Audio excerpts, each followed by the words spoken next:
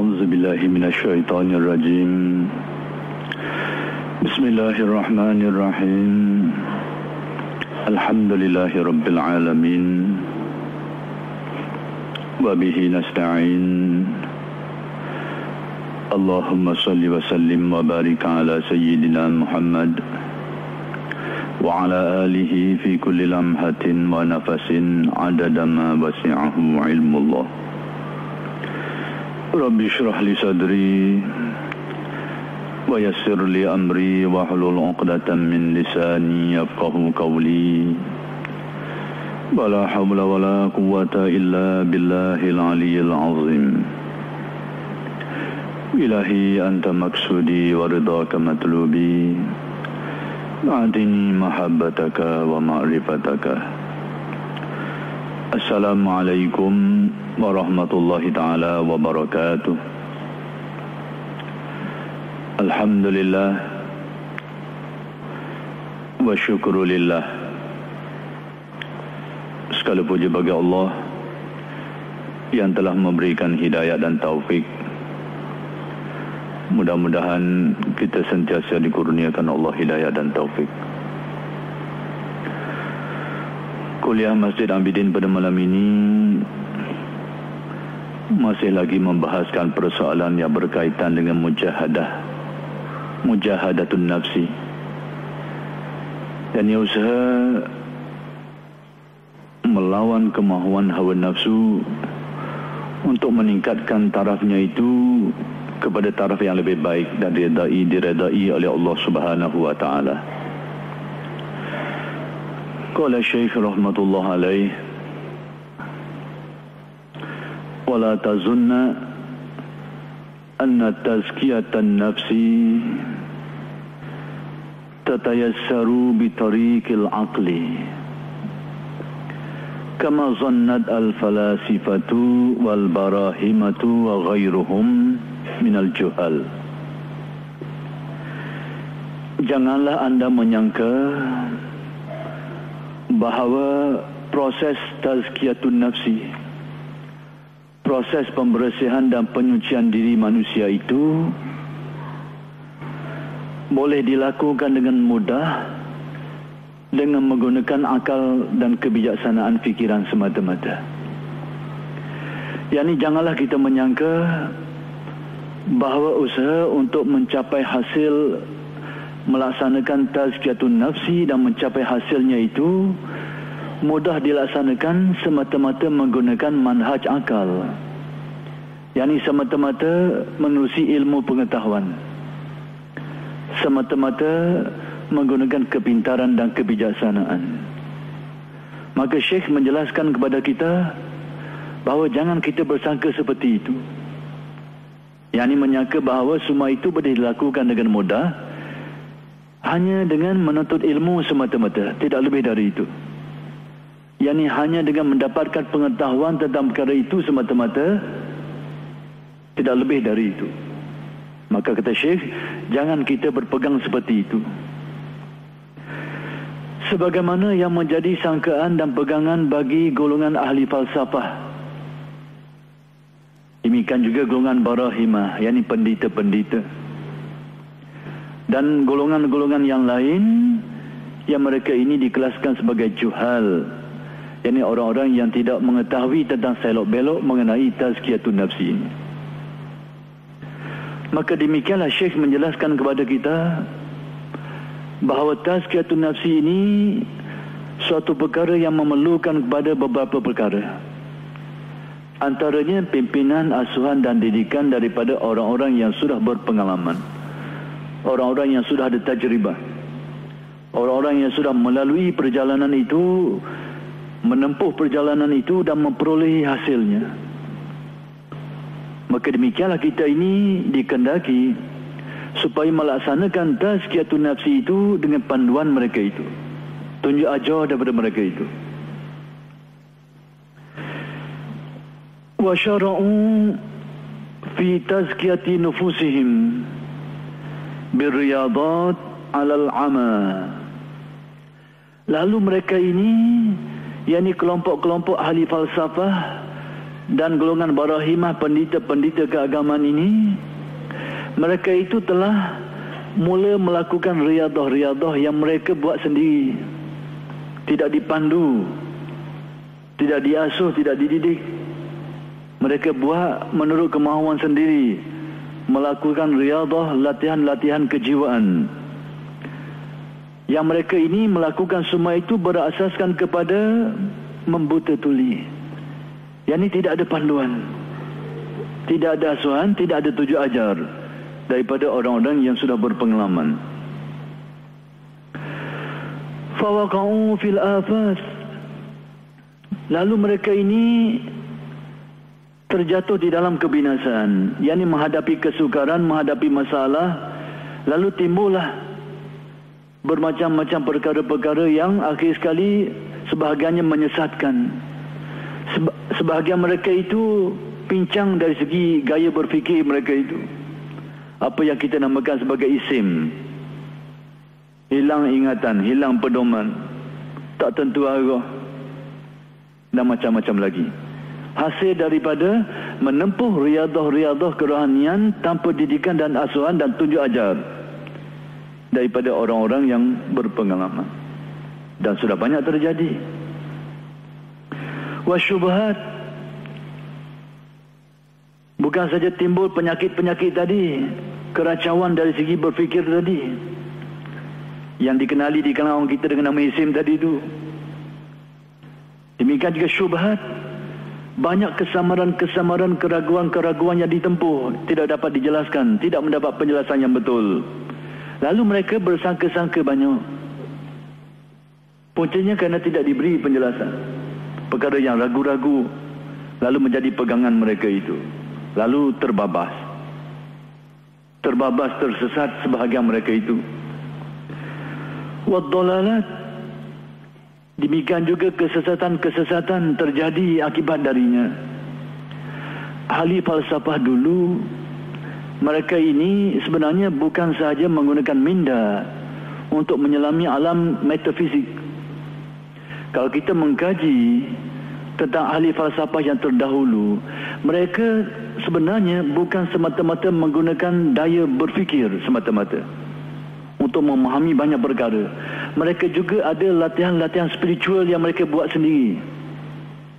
Tapi akhir sekali, bagaimana kesudahannya, terjadilah apa yang kita tahu. Mereka berpegang dengan pegangan-pegangan yang sesat lagi menyesatkan. Puncanya tadi,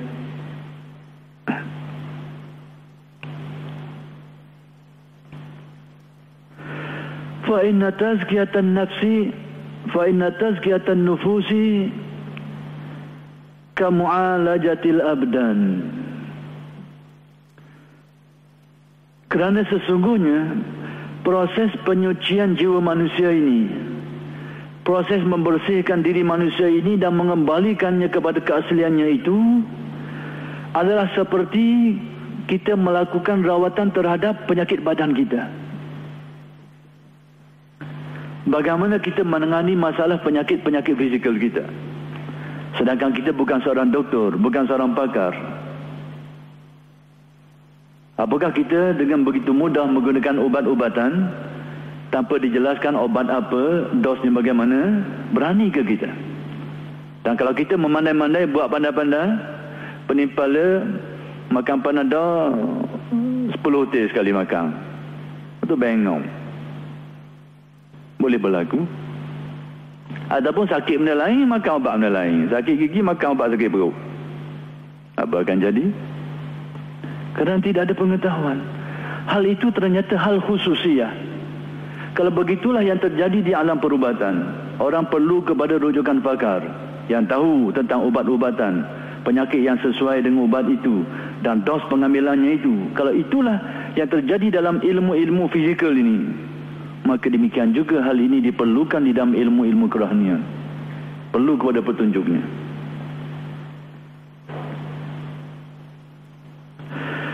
فَكَمَا لَا يَجُوزُ لِلْمَرِيضِ إِسْتِعْمَالُ الْأَوْدِيَةِ إِلَّا بِنَظَرٍ طَبِيبٍ إِلَى بِنَظَرِ طَبِيبٍ حَاذِقٍ ذِي تَجْرِبَةٍ fi al-mu'alajah. Yani sebagaimana tidak harus, tidak sewajarnya, tidak sepatutnya seseorang yang mengalami sesuatu penyakit itu menggunakan ubat-ubatan itu tanpa nasihat daripada doktor yang pakar. Tidak wajar, tidak sepatutnya. Penyakit hak biasa tu okeylah, hak penipal hak biasa tu Panado boleh lah. Yang taraf itu okey. Sama juga dengan mujahadah, banyak tahapan-tahapannya. Mujahadah untuk melaksanakan perintah Allah, meninggalkan larangan, memang itu kebanyakan orang sudah tahu. Maka sama juga penyakit-penyakit yang biasa, yang simple. Sakit kudis tu orang tahu kata obat tu dah biasa dah. Tapi bagaimana dengan penyakit-penyakit yang rumit, yang kronik? Boleh dengan cara yang serupa atau bagaimana? Maka tidak, seseorang yang sakit itu tidak sewajarnya menggunakan ubat-ubatan itu kecuali dengan nasihat daripada pakar perubatan yang sudah ada pengalaman dan tahu selok-belok rawatan itu. Kazalika tazkiyatun nafsi. Demikian juga tazkiyatun nafsi, penyucian diri manusia ini. La tatayassar illa binazari wali nabiyyin awwaliyin. Demikian juga melaksanakan tazkiyatun nafsi ini tidak mudah dilaksanakan kecuali dengan petunjuk asuhan daripada seorang nabi atau seorang wali dan pewaris-pewarisnya, barulah dapat dilaksanakan. Kita barangkali tahu kisah ini. Tokoh besar di India dulu, yang sekarang ajaran mereka ini ada di merata tempat, Ghulam Ahmad Qadiani. Asalnya itu adalah merupakan pejuang bagi orang-orang Islam di India untuk mengalahkan penjajah Inggeris. Asalnya dia adalah pejuang agama. Tapi lama-kelamaan terjadi hal-hal akhir sekali ke arah mendakwa yang pelik-pelik, antaranya Nabi dan sebagainya. Ke arah itu kesudahannya. Hal-hal seperti ini terjadi adalah berpunca dari punca yang serupa, kerana mereka tidak mendapat asuhan dan didikan. Lalu akhir sekali, bila semakin asyik, ada saja yang datang memberikan hal-hal yang pelik, yang luar biasa, lalu terpegun dengan diri sendiri, rasa hebat.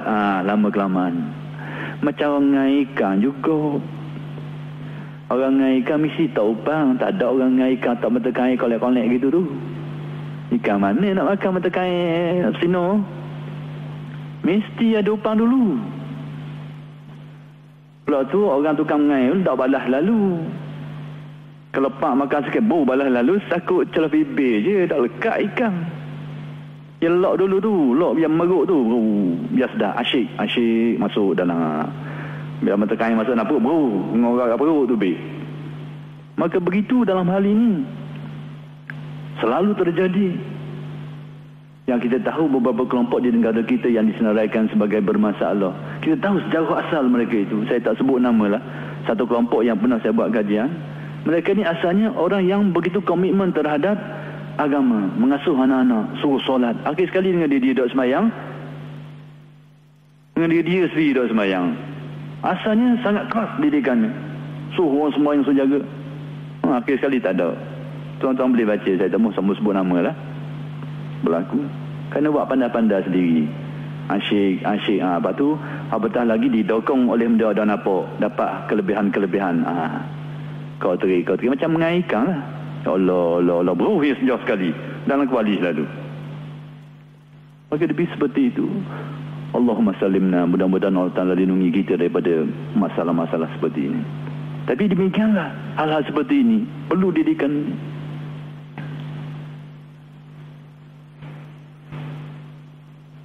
Jadi demikianlah kata Syekh. Dalam usaha tazkiyatun nafsi ini seperti itu juga. Perlu kepada kepakarannya. Perlu kepada tabib yang mahir, yang menjelaskan ubat-ubat yang sesuai untuk merawat penyakit-penyakit nafsu, penyakit-penyakit diri manusia. Zi tajribatin fi hadha syani. Orang yang sudah ada pengalaman. Tabib itu pula Bukan sekadar memiliki pengetahuan, tapi sudah ada pengalaman tentang perkara itu. Kalau tidak, kalau ilmunya itu semata-mata ilmu, tapi tidak pernah mengalami ehwal-ehwalnya, tidak mampu dia menjelaskan dengan baik. Yang pintar itu bukan saja memiliki pengetahuan, tapi ada tajribah, ada experience-nya, ada pengalamannya. Barulah dia dapat menjelaskan dengan selok-belok sesuatu itu dengan tepat dan jelas. Maka kalau begitulah dalam hal-hal keduniaan perlu kepada perkara ini, maka hal-hal spiritual, hal-hal kerohanian juga perlu kepada semua perkara seperti ini.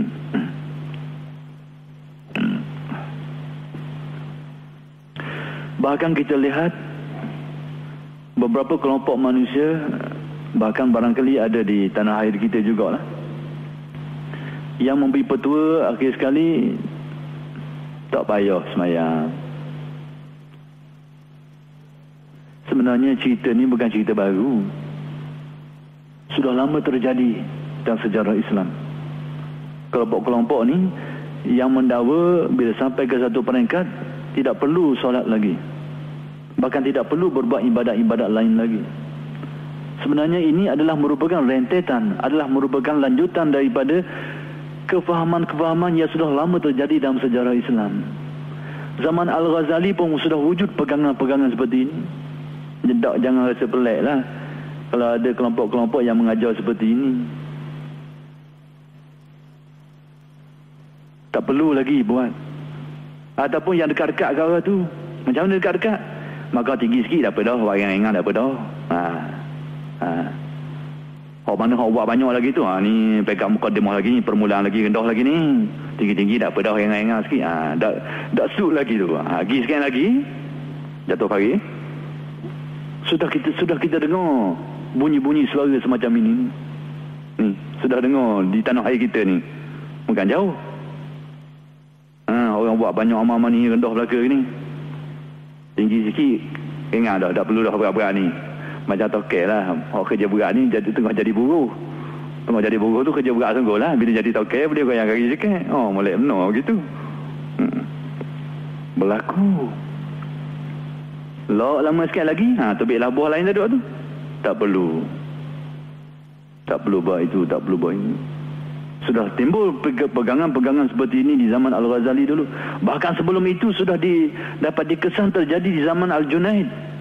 Junaid Al-Baghdadi. Pernah terjadi di zaman Junaid ini. Junaid ini low profile. Ulama tasawuf yang sangat hebat dia ni.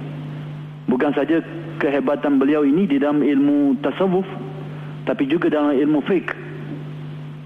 yakni ulama yang menguasai dua cabang ilmu, ilmu zahir dan ilmu batin, ilmu syariat dan ilmu hakikat. Kehebatan Al-Junaid di dalam ilmu fiqh sehingga orang menggelar beliau ini sebagai tawus al-ulama, burung merok kepada ulama. Gelaran yang diberikan kepada Junaid Al-Baghdadi. Kenapa?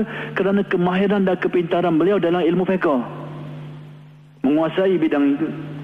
Tapi dalam masa yang sama, dia merupakan penghulu ulama ahli tasawuf, sehingga beliau digelar juga sebagai Sayyidut Ta'ifah, penghulu kepada ulama ahli tasawuf. Tapi orang ini low profile, orang tak apa nak kenal. Nama orang kenal, tuan tak kenal sekarang, depan mata tak kenal. Ni gaya terang ulama tasawuf sejak dari dulu memang gitu. Namanya dikenali, tuan orang tak kenal sekarang. Jadi ketika Al-Junaid berada di satu majlis, di satu tempat, secara kebetulan di tepi beliau itu ada seseorang yang mendakwa diri sebagai ahli hakikat. Tidak sedar orang tepi dia ni merupakan imam ulama tasawuf, Junaid Al-Baghdadi. Dia duduk tepi itu, dia kata apa? Dia kata, dia bercakap sama-sama dia. Dia kata, di suatu peringkat, di suatu tingkatan, seseorang itu tidak perlu banyak bergerak-gerak lagi dah. Al-harakat ni tak perlu banyak dah. Cukup berdiam diri saja. Termasuk di dalam perkara mendekatkan diri kepada Allah. Jadi kata-kata beliau ini bermaksud, apabila makam kerohanian manusia itu menjadi semakin tinggi, amal-amal zahiriah ni, amal-amal lahir ni tak perlu buat dah. Cukup duduk diam je, sudah dikira sebagai makam dekat dengan Tuhan dah. Lalu apa ulasan Junaid?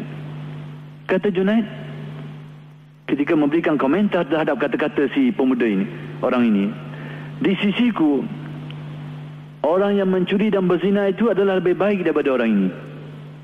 Kenapa pula?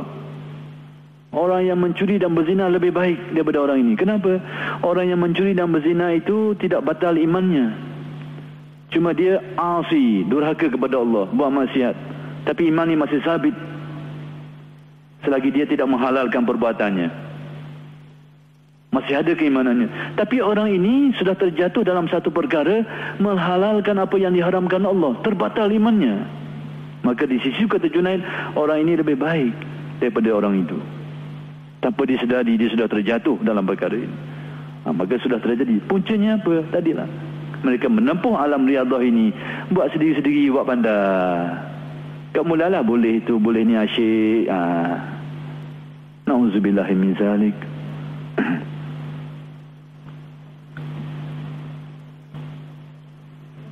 Kadang-kadang ada orang kata, dah susah apa, kita ada Quran, kita ada sunnah kan. Salah apa benda, perlu apa? Ada Quran, sudah ada sunnah ni. Betul lah, ada Quran sunnah. Tapi nak memahami isi kandungan tu bagaimana?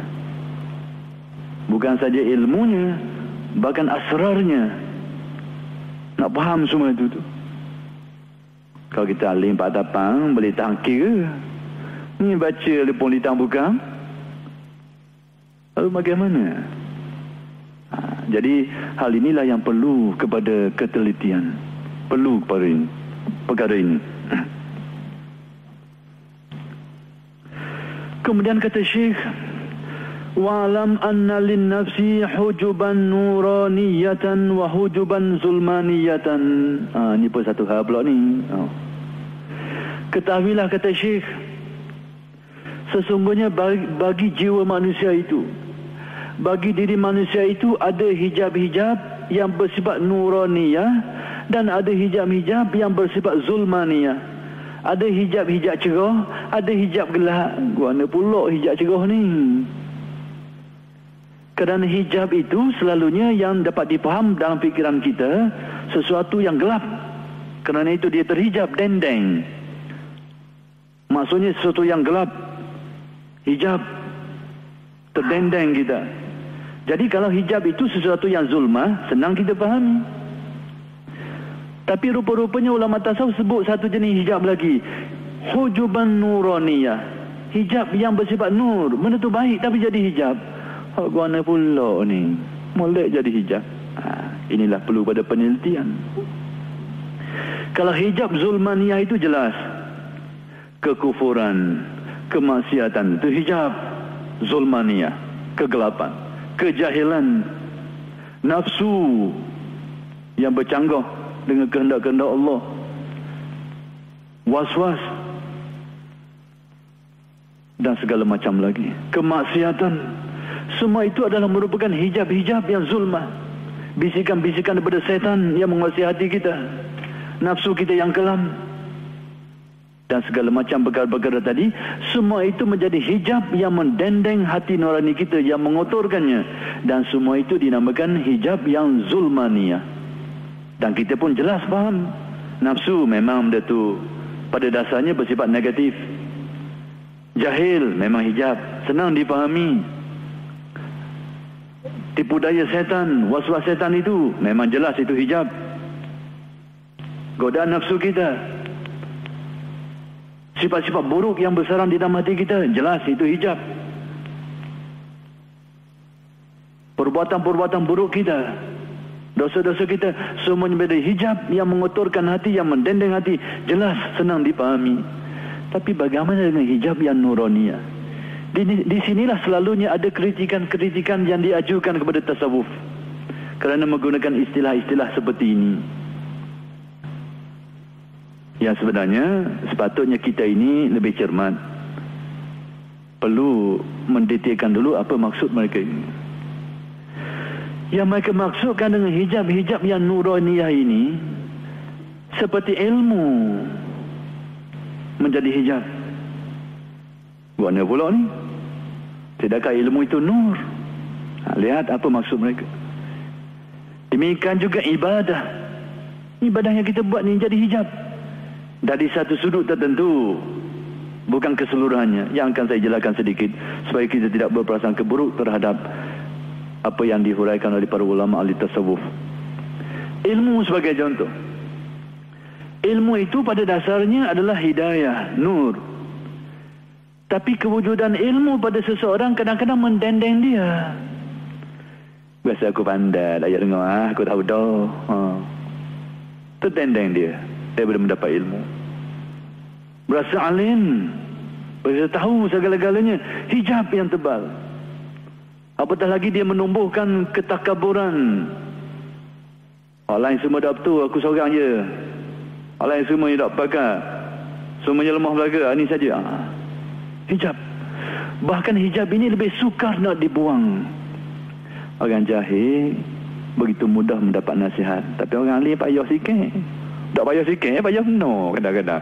Saya tak mau kata ke orang, saya sendiri pun memang berat. Kalau orang nasihat saya, megah telinga-telinga. Tapi kalau saya tak jahil, orang nasihat tak kisah sangat. Apa, kita tahu dah, kita tak kala. Tak tahu kala. Tapi orang alim sukar menerima nasihat. Allahumma sallimna. Itu jadi hijab. Apatah lagi ada hadis Nabi, man izdada ilman walam yazdad hudan lam yazdad minallahi illa bu'dan. Sesiapa yang bertambah ilmu tapi tidak bertambah petunjuknya, ada juga dah bertambah ilmu tapi tidak bertambah petunjuk. Berarti dua sisi yang berbeza. Bertambah ilmu tapi tidak ada petunjuknya. Lam yazdad minallahi illa bu'dan. Orang ini tidak bertambah kecuali semakin jauh dari Tuhan. Lihat, ilmunya bertambah, sepatutnya semakin terang. Kerana itu ilmu itu nur. Tapi rupa-rupanya semakin jauh dari Tuhan. Dari sisi mana? Inilah yang dikatakan hijab ilmu.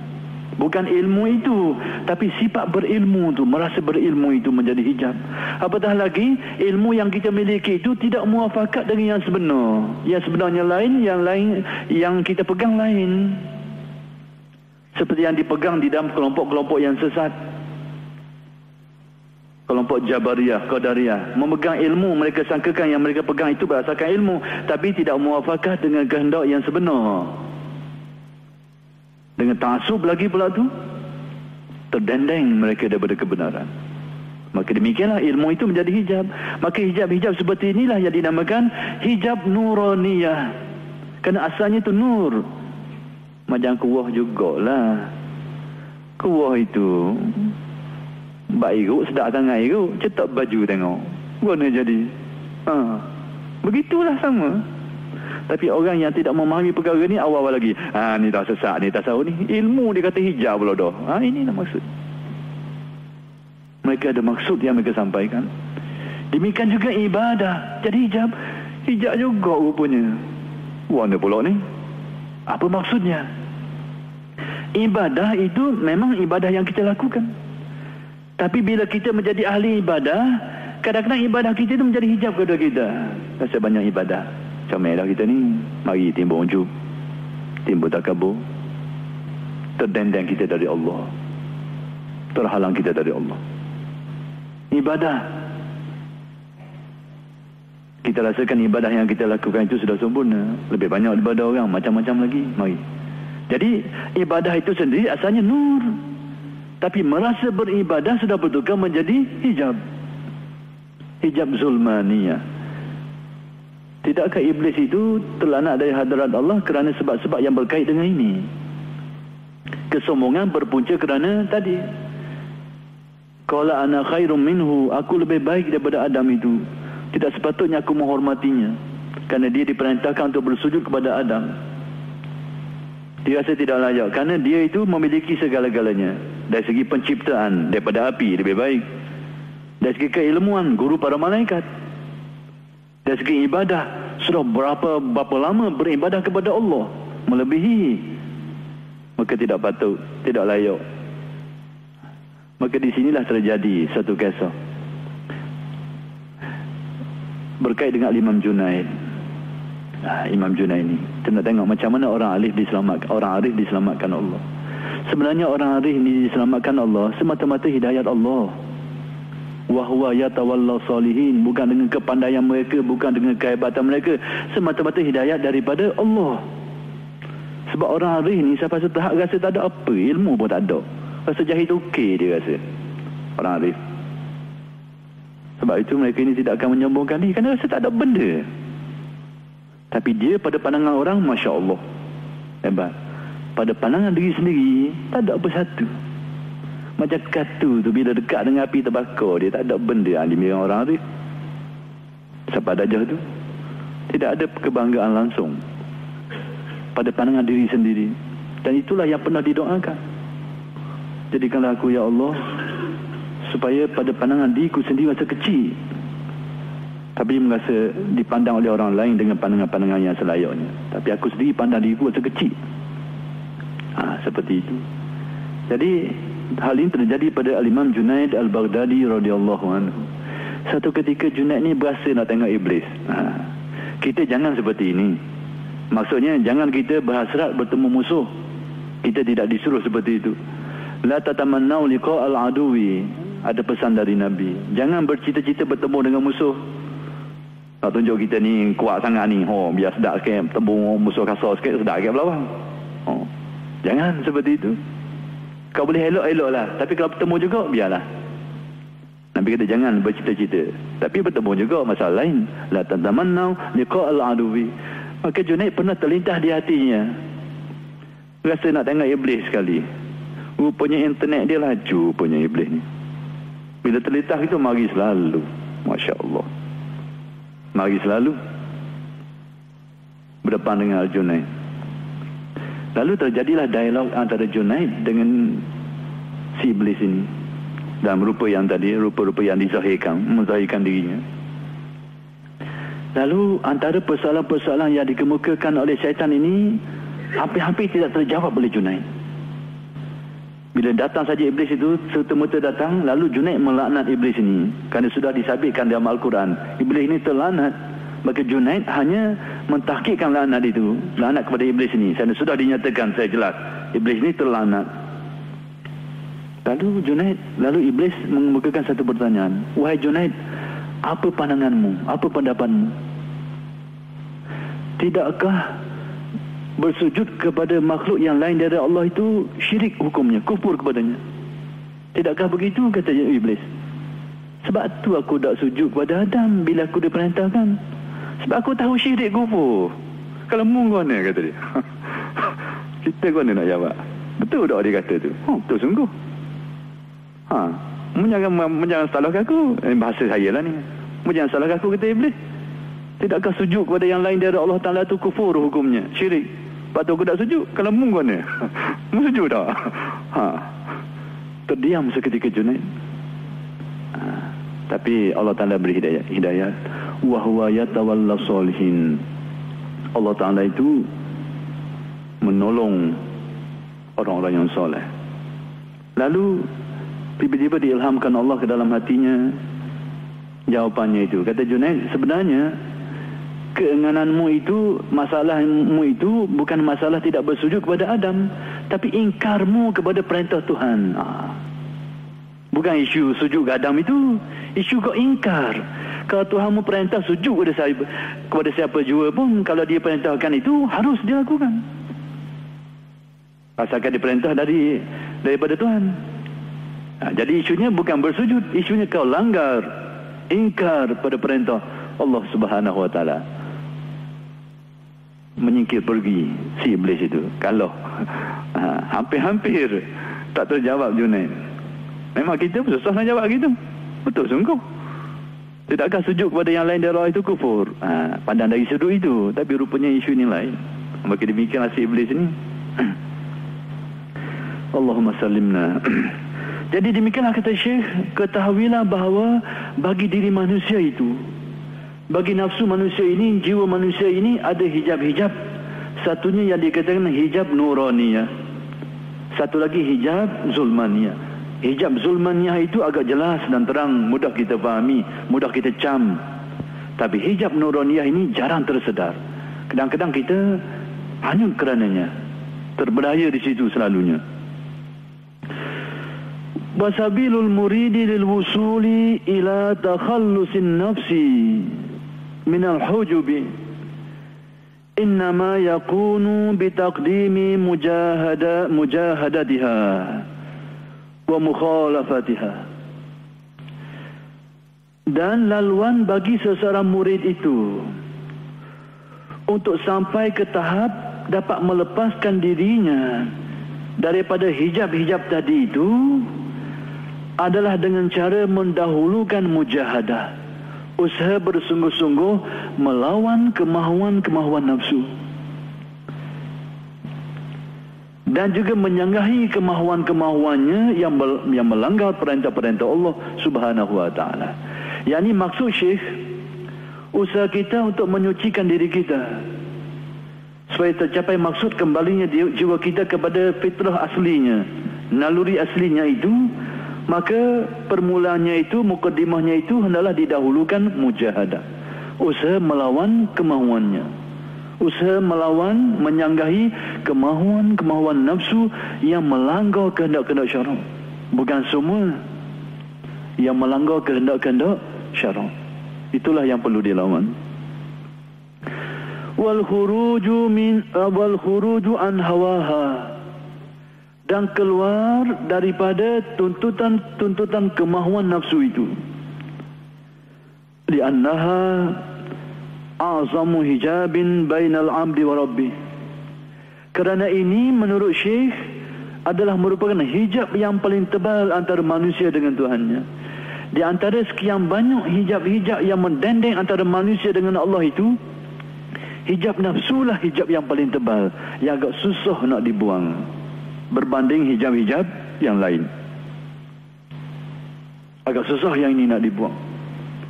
Maka kerana itu, kata Syekh, perlu didahulukan mujahadah, usaha untuk melawan dengan kaedah-kaedah tertentu supaya nafsu kita itu menjadi bersih. Maka itulah yang dinamakan tazkiyatun nafsi, usaha menyucikan hati.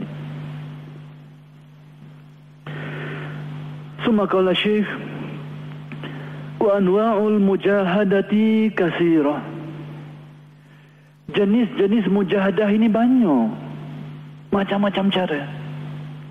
Macam ubat-ubatan juga, macam-macam jenis ubatan. Tapi biar asli, jangan cari hak tepi jalan tu, campur macam-macam tu, cari hak asli. Dan banyak ubat-ubatan ini, macam-macam jenis. Cara penggunaan pun berbagai-bagai, kena merujuk kepada ahlinya. Pada dasarnya, ahli-ahli rohani yang terdahulu ada dua trend. Satu trend mujahadah. Ini trend yang mampu dilakukan oleh orang-orang yang kuat semangatnya. Dan inilah yang ditempuh oleh ahli-ahli tasawuf zaman awalan dulu kebanyakannya. Mereka menempuh cara mujahadah. Mereka nak tukar sifat-sifat dalam mereka itu dengan cara mujahadah. Nak buang sifat malas supaya ada rajin, mereka tebang lawan juga. Kalau mereka rasa berat nak semayang, mereka tebang juga semayang-semayang, melebihkan semayang. Itu cara mujahadah. Kalau nak buang sifat kikir mereka itu, mereka tebang juga infak fisabilillah, tebang juga. Itu cara mereka. Cara ini dinamakan cara mujahadah. Dan kebanyakan orang-orang soleh terdahulu menempuh jalan ini. Mereka kuat semangat, terutamanya orang-orang soleh, mereka awalan dulu. Adapun cara kedua, cara jazbah. Cara jazbah ini cara dia kosek awak dalam dulu. Tidak banyak belawang, dia belawang sikit, tak seteruk awak belawang luar tu. Dia kosek bahagian dalam dengan zikir dan muraqabah, sehingga tercetus kesedaran di dalam hati, timbul hidayah di dalam hati, timbul dorongan di dalam hati. Lalu mereka menempuh perkara-perkara tadi dengan begitu mudah. Kalau dulu mereka melawan, susah nak bangun malam, tebang lawan juga. Tak nak pasang jang, tak sedar tangan ni peteng. Mari payah beratnya macam-macam. Kadang-kadang dulu sebelum mujahadah boleh bangun subuh, lepas mujahadah dak kerja setengah, pukul 7 kerja. Kadang-kadang ni mari gitu kadang-kadang. Kadang-kadang ni mari. Jadi, kadang-kadang mari mikir, guana ni, aku nak mujahadah, aku berat. Masa aku nak mikir dulu, mudah pula. Dia mari gitu. Ni kerana nafsu. Nak mengembalikan nafsu pada aslinya tu perlu memahami gerak-gerak dia tu, mainan-mainan dia tu. Jadi orang yang tak faham, tak jadi ni balik asam mula. Tepuk tangan nafsu. Dia tak faham, rupanya satu permainan. Satu permainan. Jadi cara yang mutakhir ini terutama ditempuh oleh orang-orang yang dah orok lah, nisbah kepada orang-orang soleh yang agak terkemudian, yang agak lemah, kurang dari segi himmah, semangat. Mereka ni menempuh jalan secara jazbah tadi. Mereka banyak tumpukan kepada zikir dan muraqabah, sehingga hati mereka bersinar, lalu terdorong dari dalam, lalu mereka mudah melakukan perkara tadi. Kalau orang dulu tidak, seperti yang terjadi kepada Ash-Shibli zaman Junaid dulu. Mereka tumpukan kepada mujahadah ini dulu, tengok kepada kekuatan. Tuan guru kami pernah ditanya, orang tanya dia, kenapa apa yang diajarkan kepada murid-murid yang di peringkat kemudian ini agak mudah berbanding dengan yang ditempuh oleh orang terdahulu. Maka Tuan Syekh menjawab, dia kata, kami menanam pokoknya, kau makan saja buahnya, melaya tanah lah, mengambil siap dah. Begitulah maksudnya. Kerana tak mampu, ketidakmampuan kita. Tak larat nak tanggung macam dia tu. Kalau nak dengar kisah sikit, Ash-Shibli ni contoh dia tu. Kita rasa tak larat kita nak buat zaman ni. Ash-Shibli pada waktu dia nak belajar dengan Imam Junaid Al-Baghdadi, Shibli ni asalnya merupakan seorang ahli kemasyarakatan, tokoh pemimpin masyarakat. Dia mendapat hidayat Allah kerana satu peristiwa. Satu ketika dia dipanggil oleh khalifah untuk diberi, biasalah sampai musim dia khalifah bagi pingat lah, bagi pelantikan, watikah pelantikan lah. Lalu dipanggil gubernur ni, kata silap dia ni seorang gubernur di satu kawasan. Lalu Shibli ni dipanggil bersama dengan kawan-kawan dia ni untuk terima watikah ni. Zaman dulu khalifah-khalifah diberi jubah sebagai watikah pelantikan. Panggillah Shibli bersama dengan teman-teman dia tu. Lalu Shibli biasalah pergi nak terima watikah sultan ni, jadi gubernur ni. Terjadi satu peristiwa. Seorang sahabat beliau ini yang sudah pun menerima watikah itu, pemberian daripada khalifah itu sebagai watikah pelantikan jubah tu, tiba-tiba bersin tengah jalan, tu beringu. Secara automatik ni tangan dia ni, jubah duduk tangan star, buat star hidung dia. Jubah pemberian khalifah tu buat star ingu. Masya Allah. Secara automatik pun. Tapi kita tahulah dunia hari ni ada saja mata yang tengok-tengok ni, mata yang tidak senang. Ini ada dunia. Kita pergi tempat-tempat macam tu biasa. Ada mata orang tengok ni, cerlong ni. Masuk ke tempat-tempat yang goh, mesti ada mata-mata duk tengok ni. Kena berhati-hati lah. Mana-mana masuk tempat goh-goh tu kena tengok semua. Mata liar ni banyak. Jadi ada orang tengok perbuatan tu. Padahal tak berlaku benda ni di hadapan khalifah. Tapi mata tengok ni, siapa berita ni ke khalifah?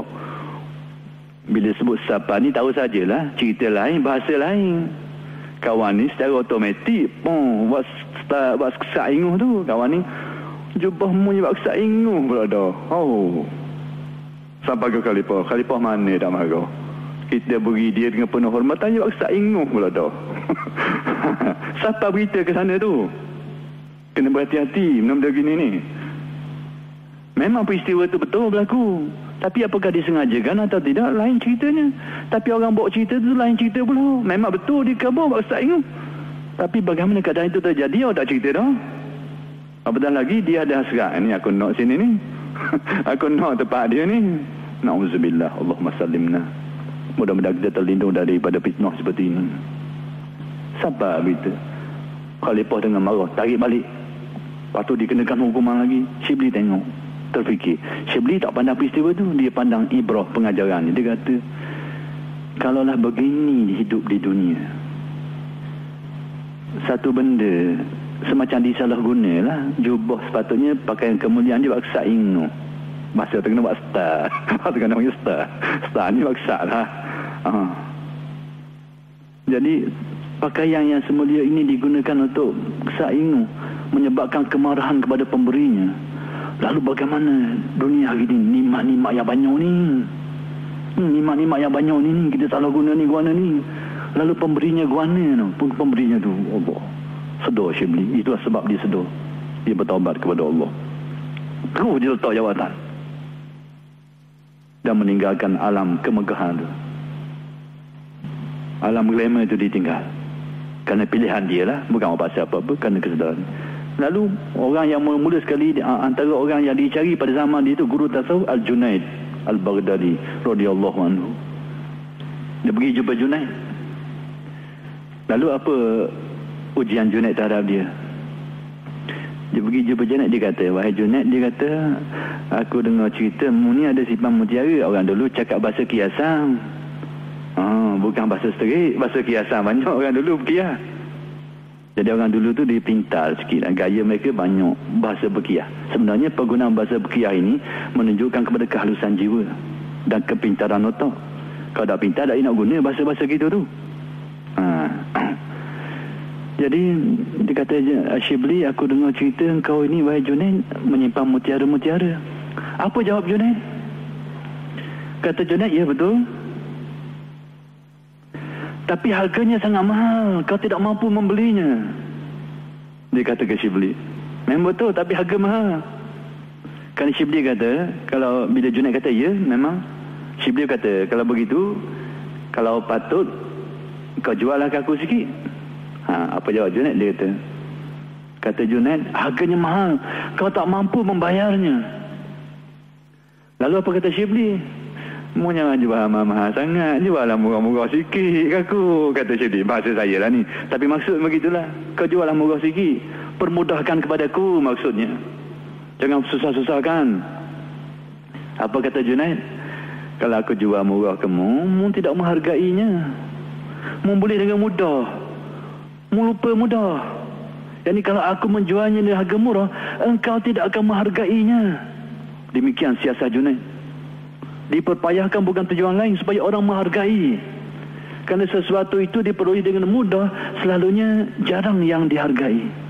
Kerana mudah boleh.